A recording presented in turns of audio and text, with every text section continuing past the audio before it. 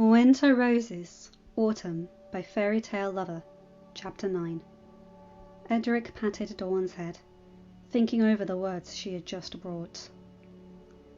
In these moments, he could only be thankful that his family had insisted so hard in keeping the messenger hawks a secret. Otherwise, Maester Corlys might have bred the raven, and then all would be lost. "My lord, you asked for me?" The traitor in question came. "I did, Maester. Please do sit down." If the man thought the 4 guards around the Lord's desk was strange, he did not comment. "Maester Corlys, you have been in our service for over 20 years, have you not?" 26 years now, my lord," he answered, frowning. 26 years. 26 years in which House Dane entrusted you with a lot, but especially our health and care. "My lord, what is this about?" It is about my deep disappointment. I had you as a second father, Maester. My own Lord Father trusted you to guide and teach and counsel me after he died, and now I receive word that you have committed the highest act of treason against our family. "My lord," the Maester exclaimed, "this is an outrage! I am a loyal servant, and—" "Aye, Maester, a loyal servant indeed," Edric agreed, "except we were blinded to the fact that your loyalty lies with the Citadel." "My lord, with all due respect, I demand to face my accuser." "It is your right, and if you so demand, I shall arrange for our departure. But I shall tell you the charge beforehand." "I should be grateful to hear what nonsense I am about to be accused of." It so seems that a trunk of Winterfell's former maester, a Maester Wallace, was unearthed, and with it his personal journal," Edric said, and Maester Corlys stiffened. "I don't know the particulars, but I know that the journal ended up in Lord Stark's hands. Do you imagine what it said?" I have no idea, my lord. I never personally met Maester Wallace, not to my knowledge, and if I did it was merely in passing." "Well, I neither know nor care if you were sparring mates or complete strangers. But you know what he wrote that would have Lord Eddard Stark writing to me a letter demanding your head on a spike, don't you?" Corlys went pale. "My lord, to even hear such accusations! A maester long dead, and suddenly his journal is unearthed! You can't mean—" "Lord Stark transcribed a section of the journal. I shall read it aloud," Edric said, opening the letter. "It seems Lady Ashara of House Dane was successful in charming Lord Eddard. That is my aunt, I am sure you remember. Lord Eddard, like Lord Brandon, has started to spread his bastards around the realm. Well, fortunately, we are well versed in handling this issue. Do you have a comment to add so far, Maester Corlys?" Edric asked, but the man shook his head, only growing paler still. "Very well. Now is the most interesting part." "Very well. Now this is the most interesting part. The Maester in Starfall has misplaced the letter to Lord Eddard, so he knows nothing of the pregnancy, and still believes he can wait for his Lord Brother's marriage before asking his Lord Father leave to marry Lady Ashara. And it is very good that Dawn has an abundance of the materials for the necessary potion. If the bastard is strong enough to even be born, it will not live long. After all, we cannot allow for any Targaryen sympathizers. It's enough that the Queen of Thorns meddled, so we were unable to prevent the Tyrell whelps. And besides, the tragedy of a stillborn, if anyone could mourn a bastard at all, will destabilize House Dane, perhaps even keep it away from our war. Although it is regrettable that the Sword of the Morning won't be kept away, not when he is the Kingsguard. Anyway, it should at least have the Danes at odds with Lord Eddard, since it will seem he will not care for the bastard. Now, Maester, do you have anything to say? My lord, to believe that... I believe what I know, Maester. That my aunt was a lively, strong, and healthy woman, he said. Besides, we already have proof that she and Lord Stark are capable of having healthy children together. He thought, but didn't voice. But then, when she got pregnant, and suddenly she was sick and weak. Her daughter was born sickly and weak, and died not a moon after. And then what happened, I ask you? My lord... I asked you a question! What happened to my Aunt Ashara? She was overtaken by sadness, the Maester replied with a wavering voice. She couldn't overcome the loss of her daughter. And then? Tell me, Maester, what did your meddling cause? Lady Ashara jumped from the pale stone sword. Her body was never found. I grew up hearing that story, Edric said.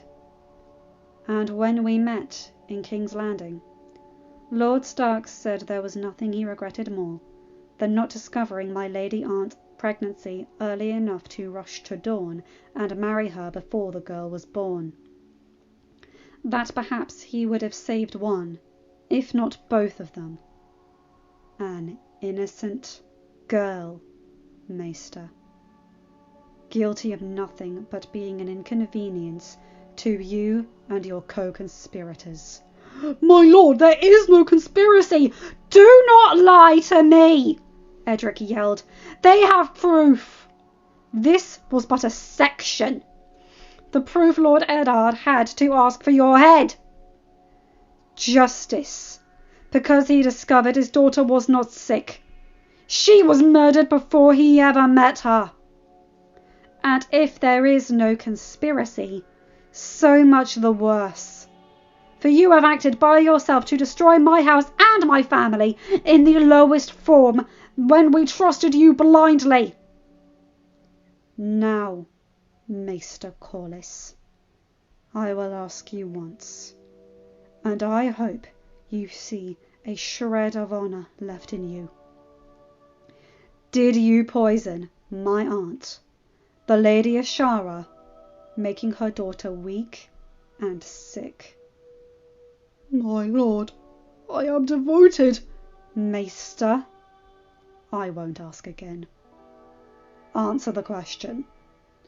Lord Edric, I raised you. I took you from your mother's womb and raised you to the best of my ability. Your words speak for themselves, Maester. Lord Stark would have no reason to fabricate this lie, and so I take his word as true. Also, you deflected my question. I held you in high esteem, Maester. And you betrayed me. Edric took a deep breath, reining in his anger. I, Lord Edric of House Dane, Lord of Starfall, find you, Maester Corlys of the Citadel, guilty of murder and high treason against our house and House Stark. And though it gives me no joy, only sadness, I sentence you to death. Guards, take him to a cell and have a gallows built. But my lord, the disgraced man protested. Take him, now! The guards hesitated for a moment, unwilling to believe the order. And that was enough time for the maester to turn and run away. Find him! Edric bit through his teeth. And throw his sorry carcass in the coldest and dankest cell in the dungeons! The men nodded and went in pursuit of the prisoner. Maester Corliss ran faster than he ever had. He was old, but there was enough energy coursing through his veins now. He ran and ran and ran until his heart was beating too fast. His lungs couldn't draw enough breath, and his legs began to fail him. And then he started to laugh hysterically once he noticed where he was. The pale stone sword. The very same room where he himself had found Lady Ashara's shoe. The sad evidence of her tragic end. He heard the guards thundering into the room. "Maester, you need to come with us." "Why, Captain? So you can have me locked up and killed in the morning?" "Maester, please. There is no escape from this. You know that as angry and betrayed as he is feeling, Lord Dane won't be cruel." "I dedicated 26 years of my life to this house, to this castle, and this is how they repay me?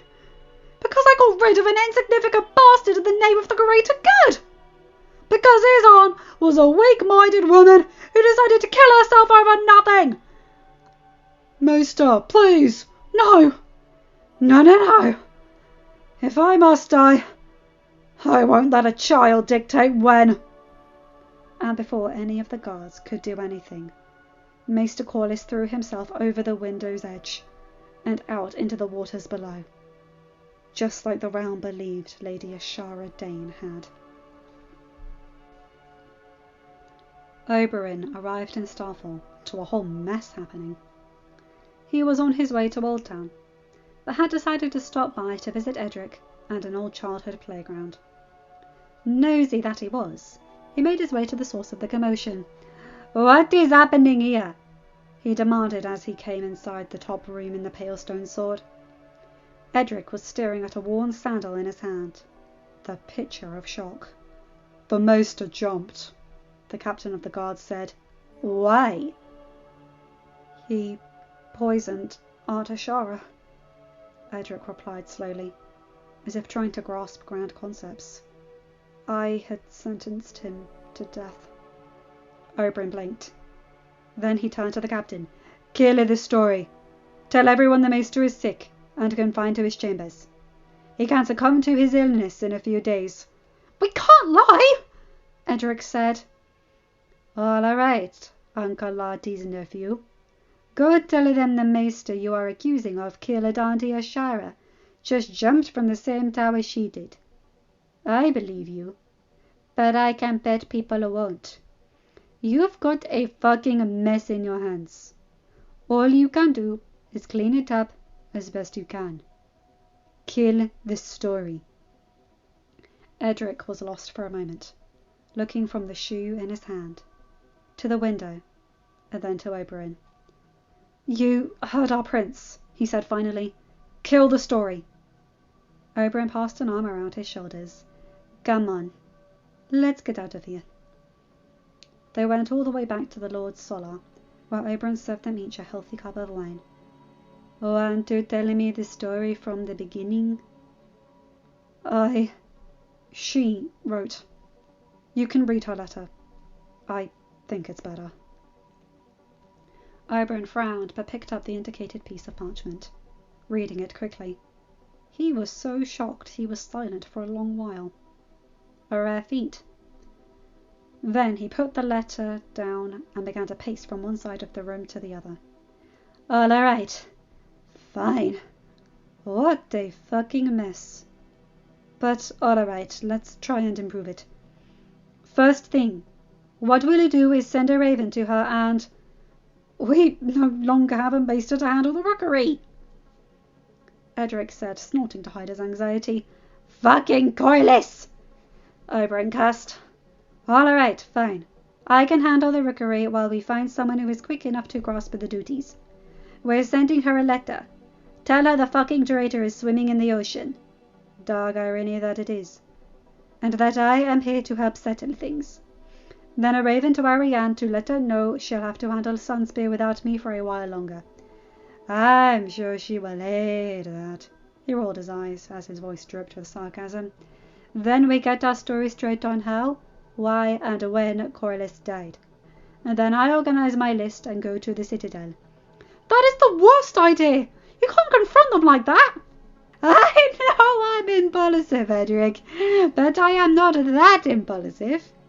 Or stupid. Telling the Citadel we know of their conspiracy will only give them time to destroy any records. The session Nell screwed up when he chose the Winterfell successor. Not only did he not participate in their scheme, he neither cared to send the old man's journals to be stored safely, nor cared to protect the secret. Rather, he exposed the plot. This is the advantage we have got for now, and we need to keep it. Oberyn stopped and thought for a moment. The first step is to distinguish friend from foe. We need to know what maesters are in this conspiracy. More than that, we need to know which ones already took actions like Corlys's. Pycelle, obviously. And we need to check if the one in Highgarden is still the same. Oh, and check the one in the Midnight Fortress. That one is the most dangerous, being so close to the last Targaryen and her babies. Lady Starling nearly died when little Adam was born. It was the maester who saved her, when no one would have found it suspicious if she died. She took a knife to the chest while pregnant. Stronger women have died from less serious injuries. Good point, Oberyn said. But honestly, at this moment, I believe anything. Come on, we've got letters to write. Still tired from the long night of celebrations, the feast in honour of his name day, Benjen sat in a jump, disorientated. It was the middle of the night, but midnight had just jumped on the bed with him, and something was shocking in waking him up with a full-grown adult direwolf jumping atop you. What is happening? Isla asked, also jarred from sleep. Come on, boy, it's night time. Humans sleep at night. Benjen tried to nudge the direwolf back to the floor, but he didn't budge. Rather, he poked the woman with his snout, trying to get her up from the bed.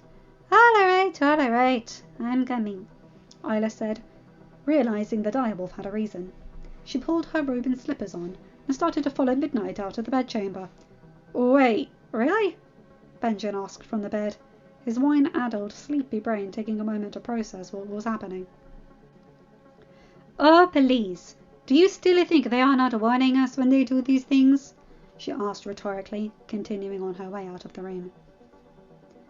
It didn't take more than a moment for Benjen to reach her, though, pulling his robe straight on. Isla frowned, her heart squeezing when she recognized the way to the nursery. Cold sunk onto her stomach when they reached it, and found Ella and Silver also arriving there. What is happening? She asked. I don't know. Silver just pushed me out of bed, Ella asked. Where is my brother? Benjen asked, stiffening in worry. Hasn't come to bed yet. Ella tried the door. It was locked. The two direwolves began growling when the three babies inside began to cry as the lock rattled loudly. What is going on? Danny asked, also coming to the door, Ghost leading the way, with John and Adam right behind. Door is locked. Ella said, Big brother? Back off, he said, and the women backed away. The door was thick and big, so Adam, Benjen and John pooled their strength to kick it down, by which time Greywind was leading Ned to them. The door opened, but only an inch, being held by something heavy behind it. However, the baby's crying became louder. That was no longer muffled by the door. Jory, we need some help here, Adam said as Benjen began to work on the hinges. I'll do it, Ned said, throwing his cloak to the side and joining the men trying to pry the door open. Jory, get more men and go through the servants' passages. Have the guard on alert. Whoever did this is not inside the room. How do you know they are not still inside? Danny asked. Wouldn't have bothered to staring at Cole, Ned answered through his teeth as he, John and Adam forced their way against the door while Benjen hammered on the hinges. It opened a few more inches. I can, John started. You can stay put, Isla said. You promised me. And there will be no argument on the matter, Ella added, poorly hiding her concern. That's why you have guards. I can slide in, my lord, Wex said, starting to take his armour off. I can pull whatever it is away and open the door. Cray, John said, anxious. They heard Lyanna complaining loudly in the room next door, her nurse trying to soothe her. Ghost, to her! John commanded, opening the door, and the direwolf went in with a couple of guards. Danny poked her head inside, making sure her daughter was well, before coming back to the door that separated them from their sons.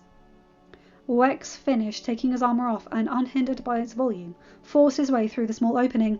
"It's a wardrobe," he said. "It'll be too heavy to push all the way." "Can't you jump over it?" Adam asked. "Aye," Wex said. "Just need a boost." With help, the guard managed to grab the top of the wardrobe and hoist himself to the top, jumping to the other side. "Room is empty," he called out loud so that he could hear it on the corridor. "There's 2 nurses here. One of them is dead. The other is just out cold. Boys are fine, just startled. I'll put the wardrobe away." There was some noise behind the tapestry. "Jory is here with more help," Wex said. "I'll let them in so that they can help push it aside." The servants' door had been barred with a thick metal bar, but easy enough to open. Once inside, it took 5 guards to push the solid piece of furniture far away enough that the door burst open. Danny, Ella and Isla rushed to the cradles, each taking their own son and trying to soothe them. Hallis pointed to some rope tied to the wall next to the window. "That is how they locked both doors and still left the room," he said. "Didn't work very well," Jory said, looking down at the dark courtyard beneath them. "There's a body on the ground." "Go find it," Ned said with an ice-cold voice. "If it's still breathing, ask Mr. Lewin to make sure it breathed long enough to tell me you sent it here, before I have its head decorating a spike on my gates." Jory nodded and rushed out. "What is happening?" Rob asked from the door. "Wait, someone was here? Attacking the boys?" "There is more to this," Adam said, looking around the room. "It took 5 guards to push the wardrobe away, which means if they wanted to get out fast, it took at least as many men to push it in there. They attacked the nurses, so that means they had a plan. Poisoning the boys would be quick, and they could run out of there. So why did they bar both doors and escape through the windows?" "What did they do to the boys?" Isla froze by little Adam's cradle, after having a look at Rickard's. "Danny, check for a rash on the side of his head," she said, her voice wavering. "It is a little red," Danny said. "What is happening to my son?" John said with a hard voice, his dark grey eyes stormy. "You were such a quiet baby," Isla said, her voice weak. "You didn't used to cry. When you were hungry, you would make some noise, complain a little, but never cry loudly. Not even when Rob was yelling from the top of his lungs. Then, one day, you were screaming louder than I ever heard any baby scream. It wasn't hunger, nor your cloth. But then I noticed a rash on your face. It was bright red already, and I thought it strange, because I had put you down for a nap not 2 hours before, and you were fine. Then I found one just like this." She held out a little pouch. "I was so startled I threw it away and went to wash your face. Your screaming had woke Rob, and his own nurse came to see what was wrong, but there was nothing in his cradle. By the time I had you dressed in new clothes, the pouch had disappeared. Lady Catelyn said I had imagined it, that I was only causing trouble. But I know what I saw. I took to checking every day from then on, but I never saw another one until now." "Ned!" Ella called, holding another pouch she had taken from Cragen's cradle. Adam took both pouches in his gloved hand. "If the boy's face is any indication, this causes hives upon contact, so no touching it barehanded." He sniffed them. "It's baby's breath, isn't it?" Ella asked. "Smells a bit like it," Adam said. "Makes sense because it only causes a rash when it's been dried." He opened one of them and reached inside, exposing the small flowers from within. "Powerful mix." He looked to his sister. "That's leadwort," Ella stated. "And it's fresh." Adam touched the petals.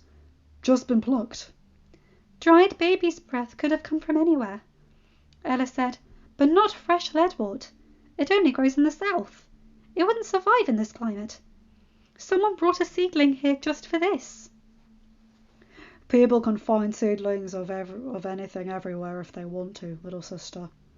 There's always someone growing something odd in their garden for some reason. But there has to be something else in the mix. Otherwise it makes no sense for such an elaborate scheme to only give them rashes. Both Baby's Breath and Leadwalk would stop working once we noticed and took it away from the boys. There's only 2 pouches, Benjamin said. He had just torn apart his son's cradle, looking through the linens. Whatever else is in these. Adam closed the pouch. It has to have an effect over time. Otherwise it makes no sense to have locked the doors. They did it in the middle of the night, because it would have taken us longer to come and check on them, Isla said. And they only began to cry once we started trying to get the door open, Danny added, which means that the pouches hadn't been in their cradles for long, because it hadn't started to bother them too much yet. Mr. Lowen will try to find out once he is done with the injured. Ned said, Alice, tell the maids to come and strip the cradles. I want these linens burnt tonight. In the morning I want fresh linens checked before they are laid out. I want you to redouble the guard, especially around the laundry and the kitchens. It might be their next target. The guard nodded and left. This is the 2nd murder attempt on one of my sons and grandson in less than a year. The 2nd time assassins will break through my own home. Whoever did this, it will be the last stupidity they have ever done. Ned walked to Maester Lewin's tower apprehensively.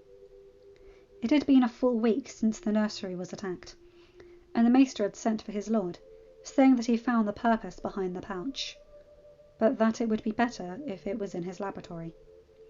Maester, you asked to see me? Ned called from the door. Yes, yes. Come in, my lord. Lewin led the way to a table in the back of the room, where there were 3 tanks, each with 1 mouse inside. I did some experimenting. Adam was good enough to find me some dried baby's breath, and of course Jory located the sellsword's room and the fresh leadwort. Lady Stark was correct. Their mix would only cause a rash that would heal fast enough once it was taken away. The Maester pointed to the first mouse, who had a red rash but seemed well. However, if the mouse wasn't stopped, he would scratch as much as to draw blood. The Maester pointed to the second mouse, who had a sore, bleeding spot, but also seemed fine. With this 3rd mouse, I put a portion of what was in the pouches found in the cradles. Ned felt his blood pump loudly, his heart squeezed painfully. The mouse had scratched itself bloody, but was now unmoving, staring emptily across his tank. Is it dead? Yes, my lord, Mr. Lewin said. I haven't been able to discover what was used yet, but something was certainly mixed into the pouch.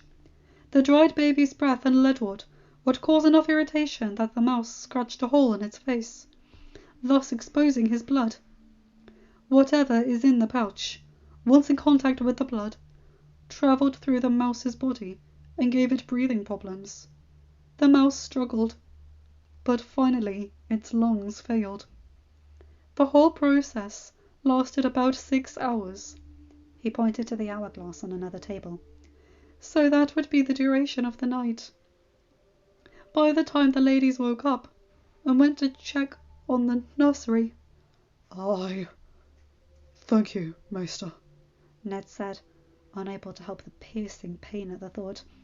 Thank you for this discovery, though I would also be very thankful if you were able to identify the poison. I am working on it, my lord. Ned nodded and left the room, his thoughts in a whirlwind.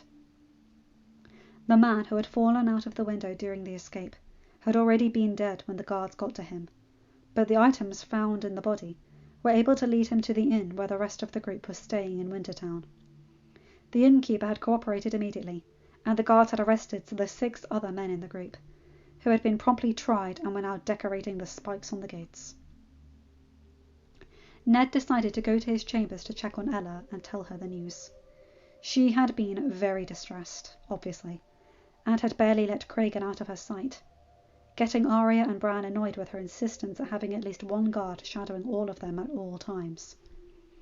Rickon thought it was extra company, and Rob was used to it, so they didn't complain. and Sansa wouldn't question a decision. Ned hated to bother his wife, but he knew she would hate to be kept in the dark. Besides, if someone could help Maester Lewin in his search for poisons that caused breathing problems, she and Adam could, what with their Dornish education in poisons. He walked into his chambers to find his youngest crawling around the room, with Rickard as their mothers gossiped in a corner. "I'll watch over him for now, don't you worry," Isla said with a smile. She then took both boys and left the room. "Is something the matter?" Ella asked, lighter than he had seen her in days. Nothing that can't wait, Ned said with a smile in his face. Seeing Ella's smile seemed to lift a weight he did not know he had been carrying around. What is it that's got you so happy? Isla gave me some good news after these weeks of terror, she said. Isla gave you news? What news? What are you two? He trailed off, afraid to hope. But the smile on her face was so bright and light and joyful. You... Ella! I'm with child, Ned! End of chapter. Hi guys, hope you enjoyed that one. Oh boy, I hope I got the emotions right on that. That bit with Edric. I mean, the man basically raised him and then finds out and murdered his little cousin before she was born. Holy heck, that's a lot of emotions. But I like that Oberyn's there to help guide him through the Game of Thrones to avoid suspicion. Nice. And also that bit with the kids. I mean, who murders innocent babies? Then again, this is Westeros. Anyway, you guys know the drill. Like, comment and subscribe and hit that bell to get notified whenever I upload a new video. Have a good day, night, or whatever time zone you're in. Bye my guys, girls, and non-binary pals. I'll see you in another video. Take care.